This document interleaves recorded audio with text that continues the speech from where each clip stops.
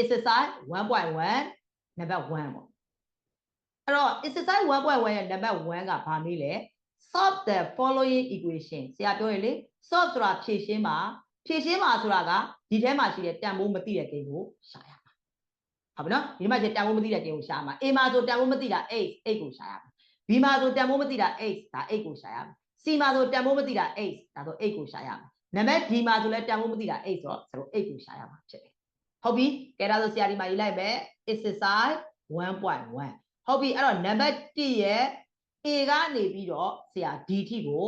ဆရာတမှတ်တန်2မှတ်တန်အနေနဲ့ဆရာရင်လုံးတွက်မယ်ပြီးတော့မှ3မှတ်တန်နဲ့5မှတ်တန်နဲ့ပြန်တွက်မယ်ဟုတ်ပြီဒါဆိုရင်ဆရာအရင်ဆုံးတမှတ်တန်ရဲ့2မှတ်တန်ရဲ့တွက်နိုင်ဖို့အတွက်ဆိုတော့ကဏ္ဍပေါင်းဆက်ဘယ်လိုနှိပ်မလဲဆိုတော့နီးပြပါလို့ဆိုတော့လေ့လာ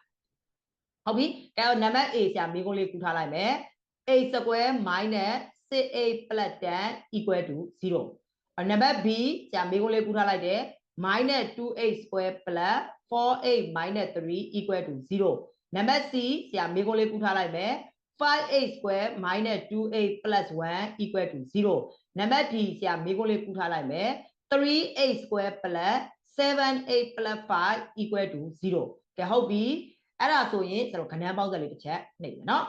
ဟုတ်ကဏ္ဍပေါင်းဆက်လေးတစ်ချက်ခေါ်လိုက်မယ်နော်ဒါတမတ်တန်နံပါတ်တန်ဆိုတော့အဓိကကတော့ကျွန်တော်ကဏ္ဍပေါင်းဆက်နှိပ်တက်ဖို့အဓိကပဲနော်ဟုတ်ပြီ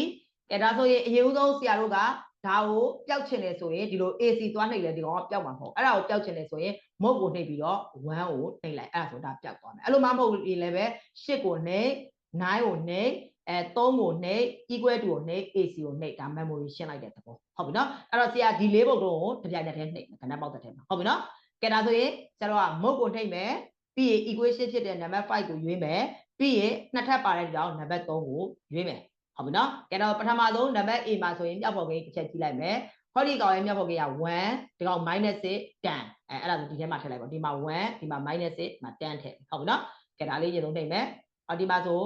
1 equal to ပြီးရင်ဒီမှာ minus ပါတဲ့ကြောင့် -6 equal to ပြီးလို့ရှိရင်နောက်တစ်ခုကကြောင့်10ဆိုတော့ဆရာဒီမှာ11ဖြစ်သွား10 equal to အဲ့တော့ equal to နဲ့အဖြေထွက်ပြီအဲ့တော့ပထမဆုံးကအဲ့ရဲ့အဖြေဒီ3 plus I or ကဲနောက်တစ်ခုဒုတိယအဖြေလိုချင်တဲ့ equal ထပ်နေ